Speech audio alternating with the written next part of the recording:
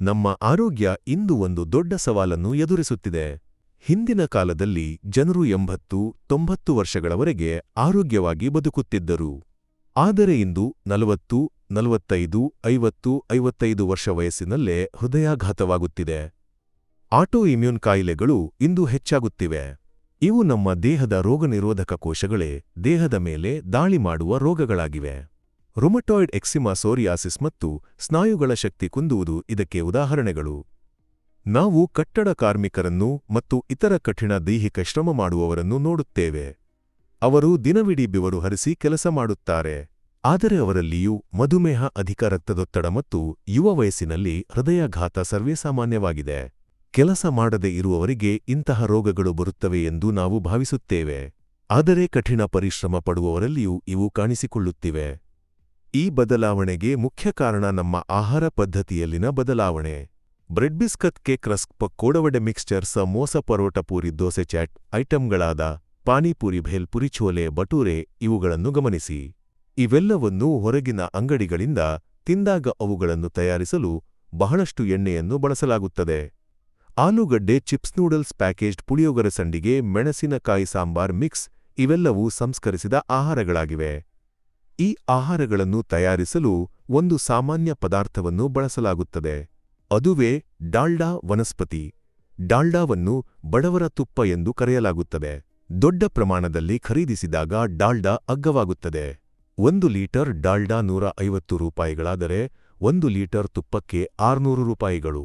450 ರೂಪಾಯಿ ಉಳಿಸಲು ಡಾಲ್ಡಾ ಬಳಸುವ ಮೂಲಕ ನಾವು ಒಂದು ದೊಡ್ಡ ತಪ್ಪು ಮಾಡುತ್ತಿದ್ದೇವೆ. ನಮ್ಮ ಆರೋಗ್ಯ ಇಂದು ಒಂದು ದೊಡ್ಡ ಸವಾಲನ್ನು ಎದುರಿಸುತ್ತಿದೆ. ಹಿಂದಿನ ಕಾಲದಲ್ಲಿ ಜನರು 80-90 ವರ್ಷಗಳವರೆಗೆ ಆರೋಗ್ಯವಾಗಿ ಬದುಕುತ್ತಿದ್ದರು. ಆದರೆ ಇಂದು 40, 45, 50, 55 ವರ್ಷ ವಯಸ್ಸಿನಲ್ಲೇ ಹೃದಯಾಘಾತವಾಗುತ್ತಿದೆ. ಆಟೋ ಇಮ್ಯೂನ್ ಕಾಯಿಲೆಗಳು ಇಂದು ಹೆಚ್ಚಾಗುತ್ತಿವೆ. ಇವು ನಮ್ಮ ದೇಹದ ರೋಗನಿರೋಧಕ ಕೋಶಗಳೇ ದೇಹದ ಮೇಲೆ ದಾಳಿ ಮಾಡುವ ರೋಗಗಳಾಗಿವೆ.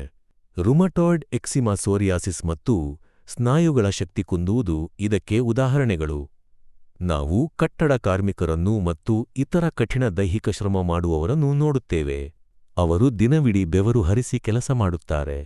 ಆದರೆ ಅವರಲ್ಲಿಯೂ ಮಧುಮೇಹ, ಅಧಿಕ ರಕ್ತದೊತ್ತಡ ಮತ್ತು ಯುವ ವಯಸ್ಸಿನಲ್ಲಿ ಹೃದಯಾಘಾತ ಸರ್ವೇಸಾಮಾನ್ಯವಾಗಿದೆ. ಕೆಲಸ ಮಾಡದೇ ಇರುವವರಿಗೆ ಇಂತಹ ರೋಗಗಳು ಬರುತ್ತವೆ ಎಂದು ನಾವು ಭಾವಿಸುತ್ತೇವೆ. ಆದರೆ ಕಠಿಣ ಪರಿಶ್ರಮ ಪಡುವವರಲ್ಲಿಯೂ ಇವು ಕಾಣಿಸಿಕೊಳ್ಳುತ್ತಿವೆ. ಈ ಬದಲಾವಣೆಗೆ ಮುಖ್ಯ ಕಾರಣ ನಮ್ಮ ಆಹಾರ ಪದ್ಧತಿಯಲ್ಲಿನ ಬದಲಾವಣೆ. ಬ್ರೆಡ್, ಬಿಸ್ಕತ್, ಕೇಕ್, ರಸ್ಕ್, ಪಕೋಡವಡೆ, ಮಿಕ್ಸ್ಚರ್, ಸಮೋಸ, ಪರೋಟ, ಪೂರಿ, ದೋಸೆ, ಚಾಟ್ ಐಟಂಗಳಾದ ಪಾನಿಪುರಿ, ಭೇಲ್ ಪುರಿ, ಛೋಲೆ ಬಟೂರೆ ಇವುಗಳನ್ನು ಗಮನಿಸಿ. ಇವೆಲ್ಲವನ್ನೂ ಹೊರಗಿನ ಅಂಗಡಿಗಳಿಂದ ತಿಂದಾಗ ಅವುಗಳನ್ನು ತಯಾರಿಸಲು ಬಹಳಷ್ಟು ಎಣ್ಣೆಯನ್ನು ಬಳಸಲಾಗುತ್ತದೆ.